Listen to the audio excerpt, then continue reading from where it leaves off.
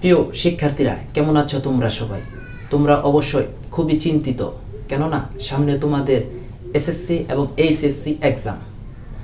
আর আজকে তোমাদের সাথে এমন একটি প্যারাগ্রাফ শেয়ার করব, যে প্যারাগ্রাফ তোমরা দেখলে অনেকটা বিস্মিত হয়ে যাবে, এবং এমন একটি টেকনিক সেখানে দেখিয়ে দিব যে প্যারাগ্রাফ লিখলে তোমরা অবশ্যই 10-এ 10 মার্ক পাবে। সো আর কোনো কথা নয়, লেটস সি। আজকের ভিডিওতে আলোচনা করব পরীক্ষায় গুড সাইট রিলেটেড যে প্যারাগ্রাফগুলো আসে সেই প্যারাগ্রাফগুলো নিয়ে। অবশ্যই তোমরা এই স্ক্রিনে দেখতে পাচ্ছ যে আমি এখানে লিখে রেখেছি the model paragraph good site. দেখো, এখানে শুরুতে যে প্যারাগ্রাফটি রয়েছে তা হলো নিউজ পেপার, অর্থাৎ আসতে পারে the importance of reading news paper এই শিরোনামে। তারপরে মর্নিং ওয়ার্ক, তারপরে আর্লি রাইজিং, তারপরে টি plantation, physical exercise, book fair, অথবা আরও একটি আমাদের প্যারাগ্রাফ আসতে পারে, সেটা হলো the importance of learning English. এই সবগুলো প্যারাগ্রাফই অবশ্যই পরীক্ষায় বারবার এসেছে, এবং খুব সুন্দরভাবে যাতে তুমি পরীক্ষায় 10-এ 10 মার্ক পাও সে অনুযায়ী আমি এই প্যারাগ্রাফটা তোমাদের সাজিয়ে দিচ্ছি। দেখো, একটা পরীক্ষায় ভালো নাম্বার পেতে গেলে কিন্তু অবশ্যই তোমাদের একটা কাজ করতে হবে, তা হলো প্যারাগ্রাফটাকে সাজিয়ে গুছিয়ে সুন্দরভাবে লিখতে হবে। এর জন্য আমাদের একটা কাজ করতে হবে। প্রথমত আমরা নং প্রশ্নের উত্তর দিব, তারপরে আমরা প্যারাগ্রাফের নাম লিখব। প্যারাগ্রাফের নাম লিখে ওই প্যারাগ্রাফের নিচে একটি কিংবা দুটি দাগ দিব। তারপর আমাদের যে কাজটি করতে হবে, মোস্ট ইম্পর্টেন্ট কাজ, তা হলো প্যারাগ্রাফের অবশ্যই সংজ্ঞা দিতে হবে। কারণ সংজ্ঞা ছাড়া যদি আমরা প্যারাগ্রাফ লিখি তাহলে প্যারাগ্রাফ থেকে আমরা ভালো মার্ক কখনোই পাবো না। ওকে, প্যারাগ্রাফের সংজ্ঞাটা আমি নিচে দিয়ে দিয়েছি। এই ভিডিওর পরে আমি ওই বিষয়টা নিয়ে আলোচনা করছি। দেখো, এখানে লেখা আছে এই অংশে নিচের যে বিষয়টি পরীক্ষা আসবে সেটি আগে লিখতে হবে। তার মানে এখানে এই যে 6টা প্যারাগ্রাফের নাম আমি লিখেছি, এই 6টারে কি দিতে হবে? সংজ্ঞা দিতে হবে। ওকে, ওই সংজ্ঞা দেওয়ার পরে আমার এই যে গর্বাংশ, এই গর্বাংশটি লিখে দিতে হবে। তাহলে আমি পরীক্ষায় কি করব? ভালো মার্কস অবশ্যই পাবো। দেখো, এখানে লেখা আছে the importance of dash is so much important. অর্থাৎ যদি পরীক্ষায় আসে আ বুক ফেয়ার, তাহলে দিবা the importance of a book fair is so much important. একটা বইমেলার গুরুত্ব এতটাই গুরুত্বপূর্ণ দ্যাট যে can not be expressed in word. তা এক কথায় কী করা যাবে না? প্রকাশ করা যাবে না। It is the most essential thing. ইংরেজিতে শিয়াল কোনো উচ্চারণ নেই, সেজন্য হবে শল। তাই এটা হচ্ছে সবচেয়ে একটি গুরুত্বপূর্ণ বিষয়। And it is necessary in every step in our life. এবং আমাদের জীবনের প্রতিটা ক্ষেত্রে এটা খুবই গুরুত্বপূর্ণ। Okay, everyone should know the importance of it. এই যে আমরা যদি বইমেলা দেই তাহলে এই বইমেলার গুরুত্ব সম্পর্কে প্রত্যেকে জানা উচিত। অথবা যদি আমরা টি প্লান্টেশন দেই, বৃক্ষরোপণ নিয়ে দিই, তাহলে এই বৃক্ষরোপণের গুরুত্ব নিয়ে প্রত্যেকেরই জানা উচিত। কেননা to lead a happy and peaceful life, একটি সুখী এবং শান্তিপূর্ণ জীবনযাপনের জন্য। বুঝতে পেরেছ? ওকে, তারপরে without giving importance on it, এই বিষয়ের উপর গুরুত্ব দেওয়া ছাড়া we can not prosper in life, আমরা জীবনে কী করতে পারবো না? উন্নতি করতে পারবো না।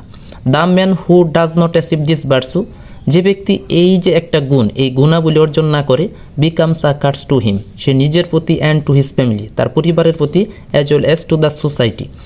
অর্থাৎ যে ব্যক্তি এই গুণাবলী অর্জন না করে, সে তার নিজের প্রতি, তার পরিবারের প্রতি এবং তার সমাজের প্রতি কি হয়? অভিশপ্ত হয়। আশা করি বিষয়টি বুঝছো।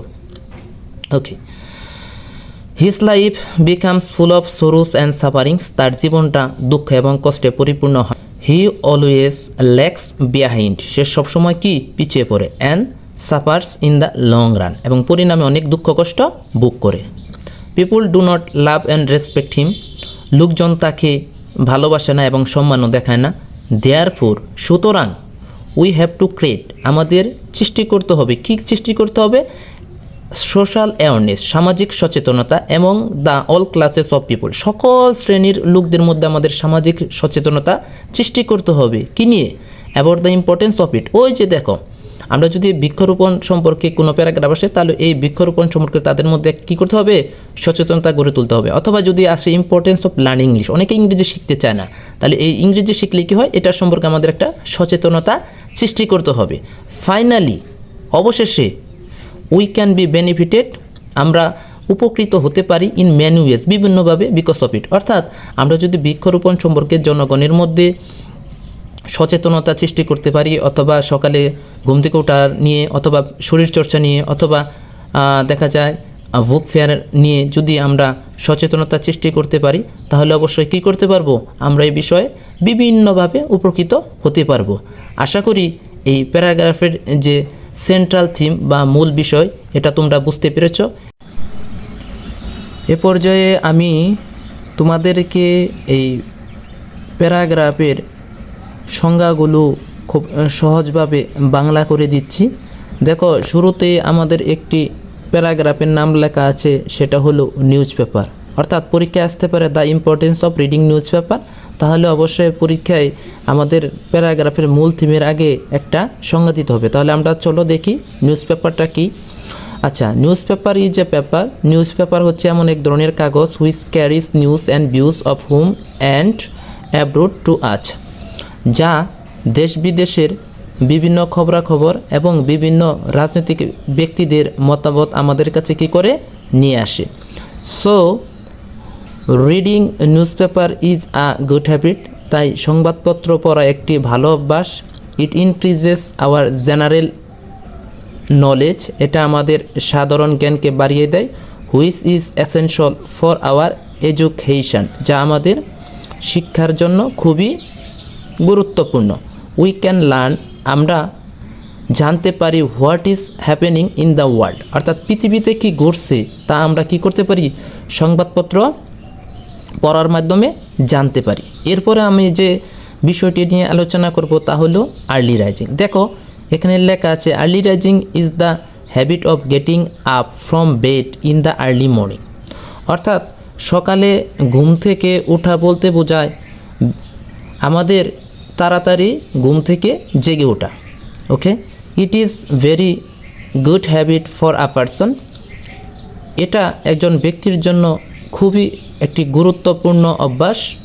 দ্য মর্নিং, কারণ the morning air refreshes our body, কারণ সকালের বাতাস আমাদের শরীরকে সতেজ রাখে and makes our mind cheerful, এবং আমাদের মনকে কী করে, উৎফুল্ল করে। It makes a man strong, active and keeps him free from disease.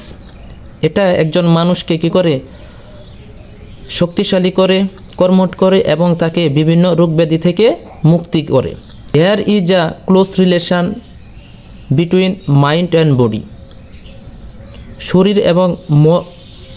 শরীর এবং দেহের সাথে একটা ঘনিষ্ঠ সম্পর্ক রয়েছে। কারণ কি, কারণ আ প্রভাব গোস, একটা প্রবাদ আছে, আ sound mind in a sound body. কারণ কি, কারণ হচ্ছে সুস্থ দেহে সুস্থ মন, এরকম একটা কি রয়েছে, আমাদের প্রবাদ রয়েছে। এখন আমরা যে প্যারাগ্রাফের সংজ্ঞাটা শিখব সেটা আমাদের পরীক্ষায় বারবার আসে এবং মোস্ট ইম্পর্টেন্ট, সেটা হলো ট্রি প্লান্টেশন, অর্থাৎ বৃক্ষরোপণ। দেখো, বৃক্ষরোপণ মিন্স, বৃক্ষরোপণ বলতে বোঝায় planting trees in a plant way, অর্থাৎ কী করা, গাছের চারা একটা পরিকল্পিতভাবে বা পরিকল্পনা অনুযায়ী রোপণ করা। It is very essential for our survival on earth. পৃথিবীতে বেঁচে থাকার জন্য এই বৃক্ষরোপণ খুবই গুরুত্বপূর্ণ। It saves our environment from drought, flood and cyclone. এটা আমাদের পরিবেশকে খরা, বন্যা এবং জলোচ্ছ্বাস থেকে রক্ষা করে। It gives us various kinds of foods. এই গাছগাছালি আমাদের বিভিন্ন ধরনের খাবার দেয়, শেল্টার আশ্রয় দেয়, অ্যান্ড টিম্বার এবং কী দেয়, কাঠ দেয়। We should plant trees more and more to protect our environment. তাই আমাদের কি করতে হবে, আমাদের এই পরিবেশকে রক্ষা করার জন্য বেশি বেশি গাছ রোপণ করতে হবে। ওকে, ফিজিক্যাল এক্সারসাইজ, এই প্যারাগ্রাফটাও আমাদের খুবই ইম্পর্টেন্ট এবং বারবারই বিভিন্ন পাবলিক পরীক্ষায় আসে। তাহলে এটার সংজ্ঞাটা আমরা জেনে নিই। যেমন লেখা আছে, physical exercise means the movement of the limbs of our body. অর্থাৎ শরীর চর্চা বলতে বোঝায় আমাদের দেহের অঙ্গ প্রত্যঙ্গকে কী করা, নাড়াচাড়া করা। ইট প্রিজার্ভস অ্যান্ড ইমপ্রুভস আওয়ার হেলথ। এই শরীর চর্চা আমাদের শরীরকে রক্ষা করে এবং শরীরের কী করে, বিভিন্ন গঠনতান্ত্রিকভাবে উন্নতি ঘটায়। It makes a man strong, active and keeps him free from disease. এই শরীরচর্চা একজন মানুষকে শক্তিশালী করে, কর্মঠ করে এবং বিভিন্ন রোগ ব্যাধি থেকে রক্ষা করে। There is a close relation between mind and body. মন এবং দেহের সাথে একটা ঘনিষ্ঠ সম্পর্ক রয়েছে। আ প্রভাব গোস, একটা প্রবাদ আছে, আ sound mind in a sound body. সুস্থ দেহে কি সুস্থ মন। ওকে, এ পর্যায়ে আমি যে প্যারাগ্রাফের সংজ্ঞা নিয়ে আলোচনা করব এটাও খুবই ইম্পর্টেন্ট এবং পরীক্ষায় আমাদের বারবার আসে, তা হলো the importance of learning English. এরকমভাবে যদি আসে তাহলে আমাদের ইংরেজিটা কি এটার সঙ্গে আগে দিতে হবে। যেমন এখানে লেখা আছে the language used in a vast circuit internationally is an international language. যে ভাষাটা ব্যাপকভাবে আন্তর্জাতিকভাবে ব্যবহৃত হয়ে থাকে তাকেই কি বলা হয়, আন্তর্জাতিক ভাষা বলা হয়। Okay, English is widely spoken all over the world as a common language. আর ইংরেজি সারা পৃথিবীতেই একটা সাধারণ ভাষা হিসেবে ব্যবহৃত হয়। That's why English is called an international language. এজন্যই ইংরেজিকে আন্তর্জাতিক ভাষা বলা হয়। ওকে, এ পর্যায়ে আমি যে প্যারাগ্রাফটা নিয়ে আলোচনা করব প্রিয় শিক্ষার্থীরা, তা হচ্ছে একটি বুক ফেয়ার। এটা পরীক্ষায় যে কতবার এসেছে তোমরা তা চিন্তাও করতে পারবা না। সুতরাং এই বুক ফেয়ারের সংজ্ঞাটা এখন আমি কিভাবে সহজভাবে তোমরা পরীক্ষায় লিখবে তা বাংলায় বলে দিচ্ছি। দেখো এখানে লেখা আছে a book fair is a fair. একটা বই মেলা হচ্ছে এমন এক ধরনের মেলা where different types of books are brought, যেখানে বিভিন্ন ধরনের বই নিয়ে আসা হয় ফর সেল অর শু, অর্থাৎ বিক্রয়ের জন্য অথবা দেখানোর জন্য, তাই না? নাওয়ার ডেইস, বর্তমানকালে a book fair has become very popular, খুবই কি হয়েছে, জনপ্রিয় হয়ে পড়েছে। আশা করি এই সংজ্ঞাগুলি যদি তোমরা ভালোভাবে পড়ো এবং পরীক্ষায় যদি প্যারাগ্রাফের একেবারেই আমি যে মূল থিম দিয়েছি তার উপরে দিয়ে দিতে পারো, অর্থাৎ পরীক্ষায় যে প্যারাগ্রাফটা আসবে তার সংজ্ঞাটা দিয়ে ওই গর্ভাংশটা লিখে দিলেই ইনশাল্লাহ পরীক্ষায় তোমরা একদম 10-এ 10 অবশ্যই প্যারাগ্রাফ থেকে পাবা।